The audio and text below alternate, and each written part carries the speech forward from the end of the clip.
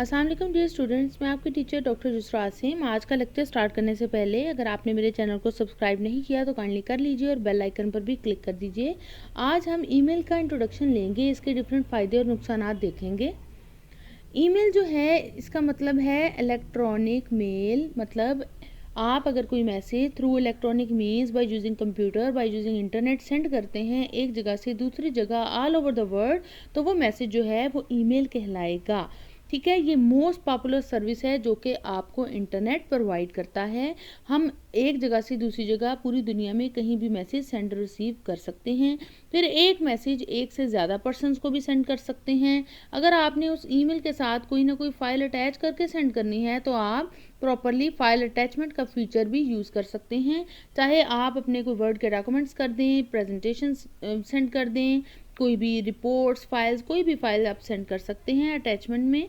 ठीक है, और बहुत कम वक्त में एक जगह से दूसरी जगह ऑल ओवर द वर्ल्ड आपकी ईमेल पहुंच जाती है।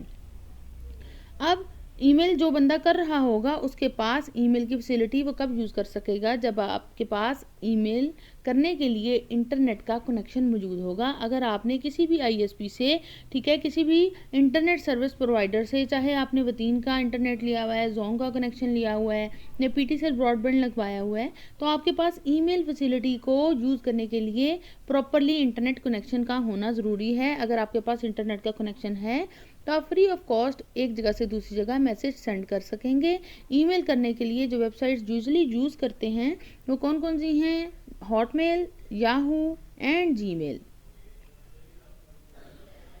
ईमेल प्रोग्राम आपकी ईमेल को क्रिएट भी करेगा, सेंड भी करेगा और आपके लिए ईमेल्स को रिसीव भी करेगा।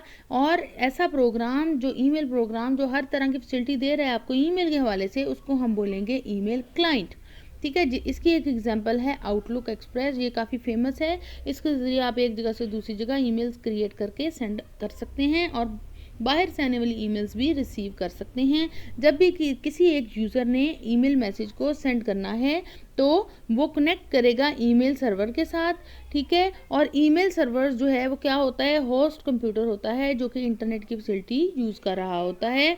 आप उसमें अपना मैसेज लिख के सेंड कर देंगे ईमेल सर्वर को, अपने मैसेज की एक कॉपी।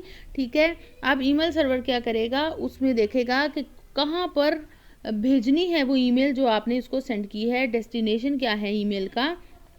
फिर वो सर्वर के साथ कनेक्ट करके उस आपने जो मैसेज सेंड किया है उसकी एक कॉपी को आगे ट्रांसमिट कर देगा। ठीक है, ये ईमेल जो है वो बहुत पावरफुल फीचर है। ठीक है, जो कि इंटरनेट आपको प्रोवाइड करता है। ये आप इसके ज़रिए फाइल्स को सेंड भी कर सकते हैं, ठीक है, रिसीव भी कर सकते हैं। किसी भी टाइप की फ़ाइल जो है आप आसानी से सेंड कर सकते हैं, चाहे वो कोई डॉक्यूमेंट्स हैं, पिक्चर्स हैं, इमेजेस हैं, ऑडियो या वीडियो फाइल्स हैं, कुछ भी। ठीक है, अब अटैचमेंट का साइज़ कितना होना चाहिए? ये ईमेल सर्विस प्रोवाइडर के हिसाब से है कि कितना बड़ी आप जो है अटैचमेंट फ़ाइल की कर सकते हैं। जो यूजुअली यूज़ हो रहा है वो 25 MB की आप फाइल अटैच कर सकते हैं किसी भी ईमेल के साथ।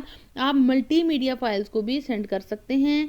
ठीक है, अगर आपका इंटरनेट प्रोटोकॉल जो आप यूज़ कर रहे हैं आप वो सपोर्ट करता है मल्टीमीडिया फाइल्स को, तो आप अपनी ईमेल के साथ मल्टीमीडिया फाइल्स को अटैच करके आगे सेंड कर सकते हैं।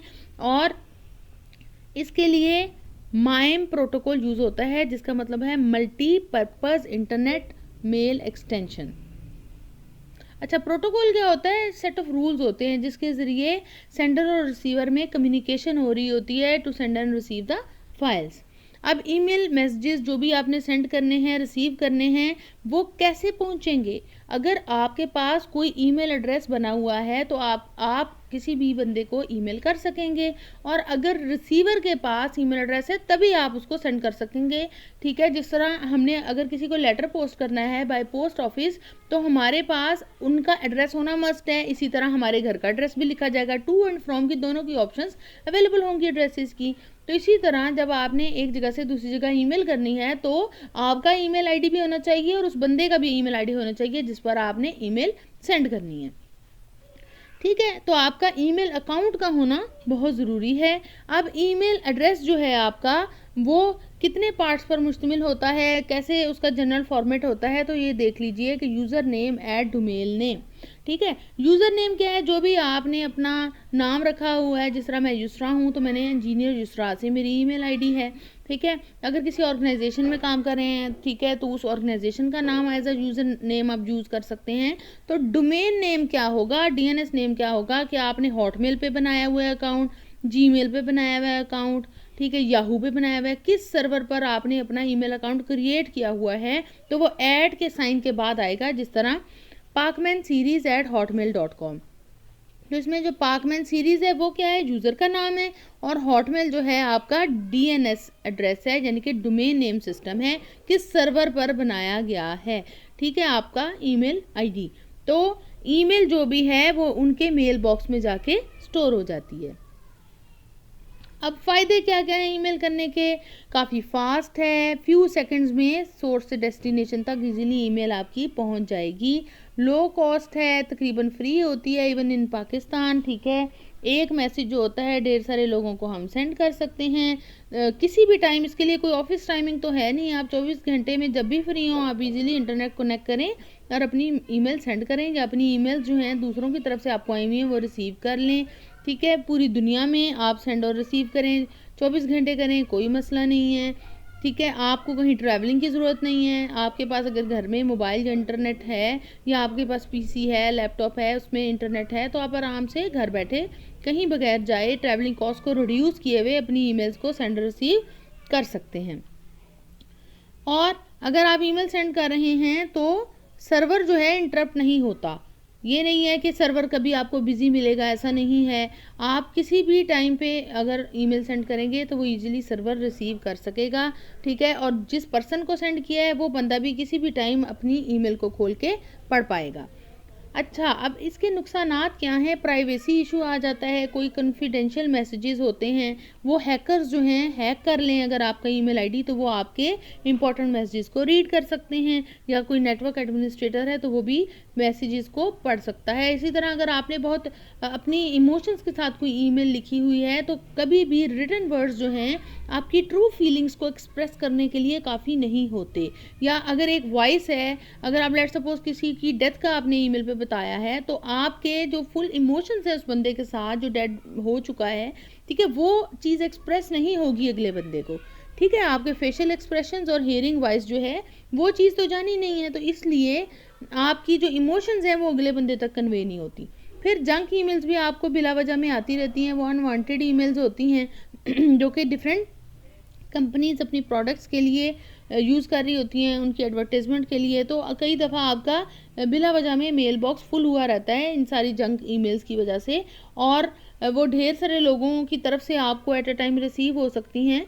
तो ये जो चीज़ है वो आपको सारी की सारी जंक ईमेल्स डिलीट करनी पड़ती हैं, तो इन इन चीज़ों से आप काफ़ी इरिटेट होते हैं।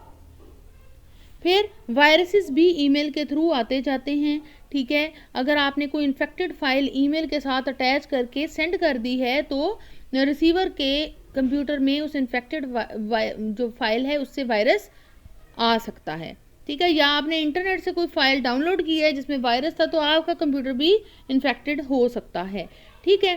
फिर आपने तो ईमेल अगले बंदे को सेंड कर दी है, अब उसने जब अपना ईमेल आईडी ओपन करना है तो आपका मैसेज पढ़ना है, तो इस तरह आपका जो मैसेज है वो डिले के साथ भी अगला बंदा पढ़ सकता है। जब उसके पास इंटरनेट होगा तभी वो अपना ईमेल आईडी चेक करेगा और वो पढ़ सकेगा अपने मैसेज को। ऐसा नहीं होगा कि जिस तरह पोस्ट ऑफिस से अगर आपने लेट सपोज कोई लेटर आपके घर पे आना है तो वो तो आराम से आ जाएगा, आप घर पे मौजूद हैं नहीं हैं, डाकिया जो है पोस्टमैन है वो आपके घर पे फेंक जाएगा, लेकिन इधर जो है ईमेल आईडी जब वो बंदा खुद खोलेगा तभी पढ़ेगा आपका मैसेज, ठीक है। ईमेल के थ्रू डिफरेंट फ्रॉड्स जो हैं वो भी डिफरेंट कंपनीज करती हैं, ठीक है जी। आपने जिस तरह जी ग्रैंड प्राइज जीत लिया है, आपका कार निकल आई है, हाउस है आपको मिल गया, या आपकी जी इतने की लॉटरी लग गई है, ठीक है। तो ये जो सारी चीज़ें जो हैं ये जस्ट एक फ्रॉड होती हैं, और अगर उन जो ईमेल के साथ अटैच्ड कोई भी फाइल्स आई हैं आपके पास, आपने ओपन कर ली हैं, तो आपके कंप्यूटर के अंदर वायरस आ सकता है, आपका इंपॉर्टेंट डाटा स्टील हो सकता है, ठीक है। और हैकर्स जो हैं यूजुअली इस तरह के मेथड्स यूज़ करते हैं। आज का लेक्चर आपको कैसे लगा लाजमी बताइएगा। Thank you so much.